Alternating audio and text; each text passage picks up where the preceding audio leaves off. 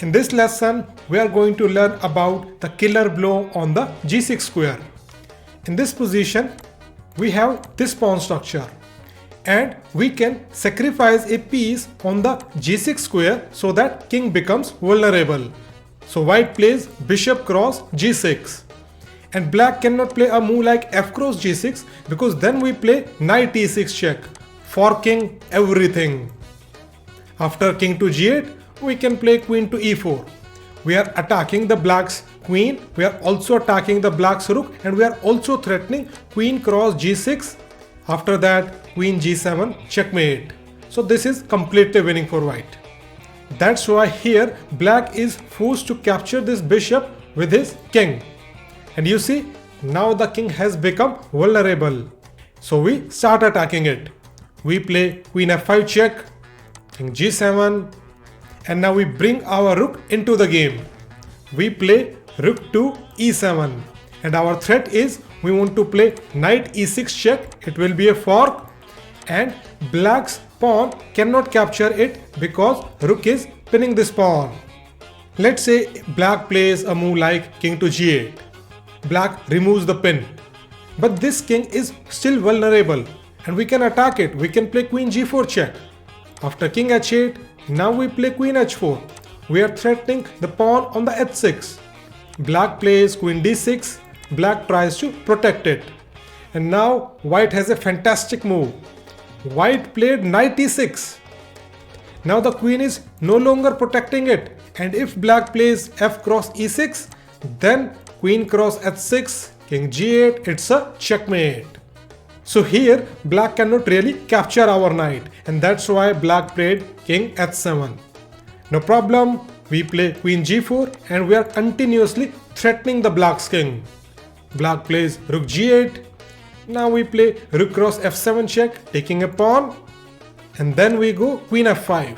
In the next move, we are threatening the checkmate on the h7 square and black has no good way to defend it.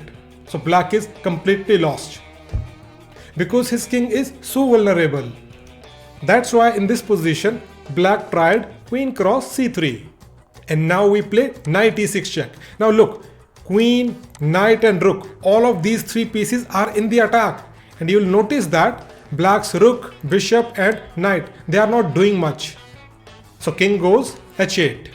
And here we can simply take the rook.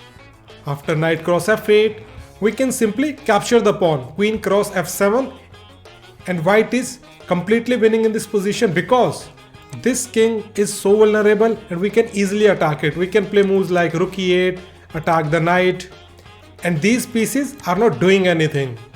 So black here played bishop to e6. Black wants to defend the knight with his rook and black is attacking our queen. Here we can play queen f4.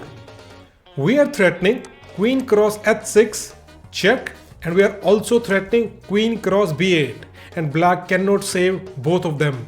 So black here resigned. You can see that opponent's king is very vulnerable and our pieces can easily attack it, and this is the purpose of a killer blow. Let's look at one more example. In this position we are white, and look at this structure f7, g6 and h5. Here we play rook cross g6 sacrifice. After f cross g6, we play queen cross g6 check. Black plays bishop to g7.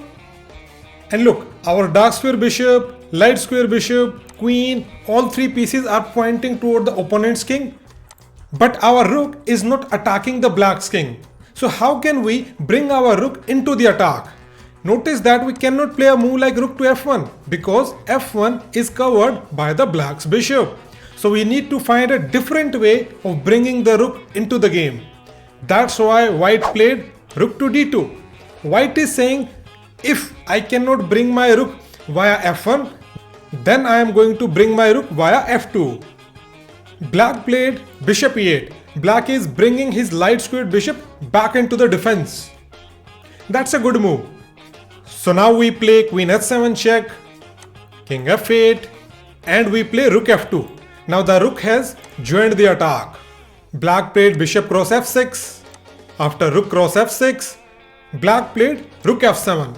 If If black plays bishop f7, then we can play bishop to g6, putting more pressure on the f7 bishop, and we are going to win it. We are attacking it 3 times and black is defending it only 2 times. So we are going to win it. That's why here black played rook f7. And now we play bishop to g6. All 3 of our pieces are near the opponent's king and we are attacking the king. Let's look at couple of the options that black has. Black can try to play rook cross f6, trying to exchange one attacker. After e cross f6, if black plays bishop cross g6, then queen g7 check and queen e7 checkmate. If black tries to play rook to c7, trying to defend this rook, then we can play queen h6 check. After king e7, first we exchange the pieces on the f7 square and then we give this check. This is a skewer. King e8, queen cross e7, and white is 2 pawns up in this position and white is completely winning. That's why here black played queen d7. Black wants to defend the f7 rook with his queen. And look, here we have used all of our pieces in the attack. We don't have any more piece left to bring into the attack. So how should we continue the attack? If we cannot bring the pieces, then what about the pawns? Maybe we can bring a pawn in the attack and try to take advantage of bad position of f7 rook. So here white played d5.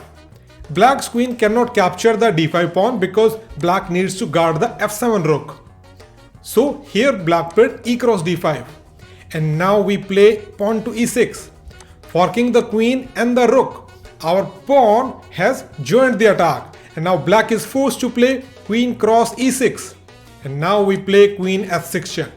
If black plays king h8, then after bishop h7 check, rook cross h7, rook f8, it's a checkmate.